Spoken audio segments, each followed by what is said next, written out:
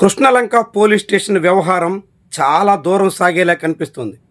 విపక్ష వైఎస్ఆర్సీపీకి పెద్ద అస్త్రంగా మారుతున్నట్టు భావించాల్సి ఉంటుంది. కృష్ణలంక పిఎస్ పరిధిలో లాకప్ డెత్ జరిగింది అంటూ గాదే సాయికృష్ణ తల్లి తీవ్రంగా ఆరోపిస్తున్నారు.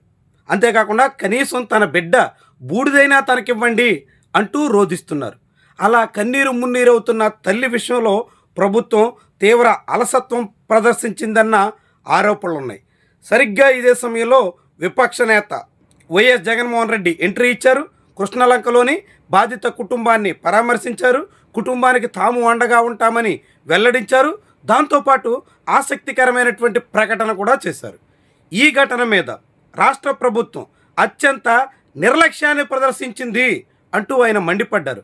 అంతటితో సరిపెట్టుకోకుండా కృష్ణలంక ఘటన మీద సిబిఐ విచారణ చేయాల్సిందే అంటూ డిమాండ్ చేశారు.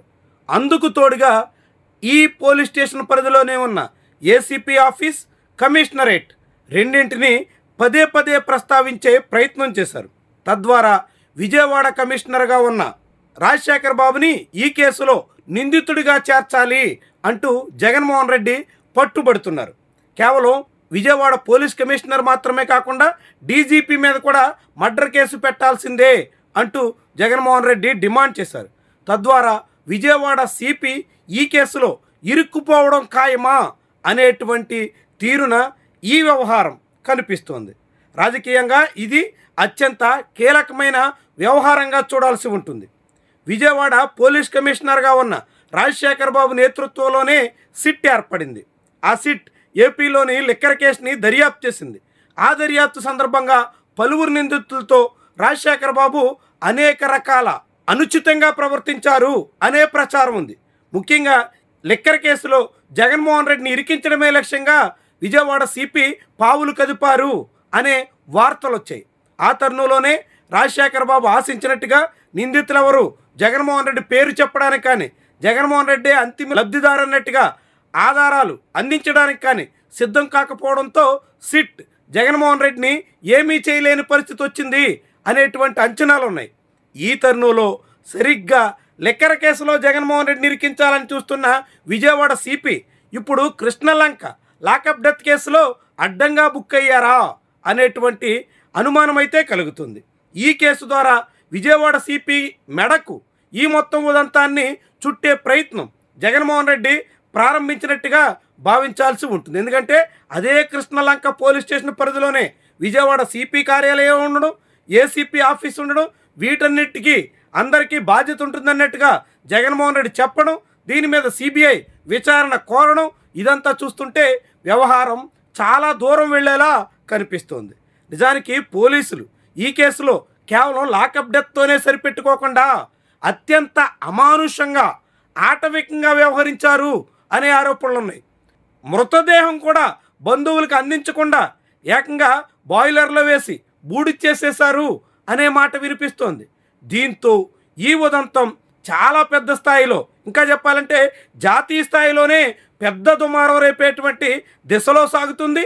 ఇంత పెద్ద వివాదంగా మారబోతున్నటువంటి అంశంలో విజయవాడ సిపి కీలకమైనటువంటి ముద్దాయిగా నిలబడాల్సిన పరిస్థితి వస్తుందా అనేటువంటిది ఇప్పుడు ముఖ్యమైనటువంటి అంశంగా మిగులుతోంది. ఇప్పటికే మాజీ డీజీపీ సమీప బంధువుగా చెప్తున్న ఆ సిఐ ఇరుక్కున్నారు.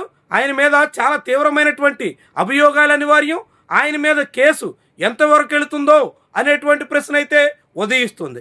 కేవలం సిఐతోనే సరిపెట్టుకోకుండా ఇప్పుడు ఏసీపీ, సిపి ఇలాంటి ఉన్నత స్థాయి పోలీస్ అధికారులు కూడా ఇరుక్కోవడం ఖాయమా? ఇటీవలే తమిళనాడులో ఇలాంటి లాకప్ డెత్ కేసులో ఏకంగా 9 మందికి ఉరిశిక్ష విధిస్తూ అక్కడి కోర్టు ఇచ్చినటువంటి తీర్పు పెను సంచలనానికి కారణమైంది. అంతకుముందు ఇలాంటి లాకప్ డెత్ కేసుల్లోనే కేరళలో సీఎంగా ఉన్న కరుణాకరన్ రాజీనామా చేయాల్సిన పరిస్థితి వచ్చింది. ఇప్పుడు ఆంధ్రప్రదేశ్లో, అది కూడా చంద్రబాబు నివాసానికి కోతవేటు దూరంలో, రాష్ట్ర పరిపాలనా కేంద్రంగా భావిస్తున్న నగరంలో ఇలాంటి ఘటన జరగడం చాలా తీవ్రంగా కలచివేస్తున్నటువంటి అంశం.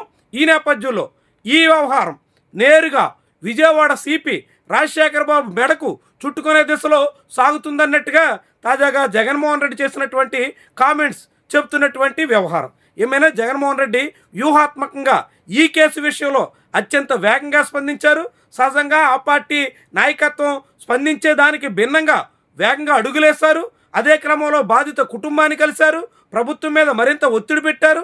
కేవలం సస్పెన్షన్ వేటేసి చేతులు దులుపుకుంటే కూడదని మర్డర్ కేసు పెట్టి వాళ్ళందరినీ కటకటాల వెనక్కి తోలాల్సిందేనని జగన్మోహన్ రెడ్డి డిమాండ్ చేయడం ద్వారా చంద్రబాబు సర్కార్ని మరింత ఒత్తిడిలోకి నెట్టే ప్రయత్నం చేస్తున్నారు. విజయవాడ పోలీసుల్ని పూర్తిగా ఇరికించే ప్రయత్నంలో ఉన్నారు. తద్వారా ఈ కేసు విషయంలో విపక్షం సీరియస్గా ఉందన్న సంకేతాలు పంపించడమే కాకుండా ప్రభుత్వాన్ని ఇరకాటంలో పెట్టడానికి ఎట్టి పరిస్థితుల్లో వెనకాడేది లేదన్నట్టుగా స్పష్టం చేసినట్టు భావించాల్సి ఉంటుంది.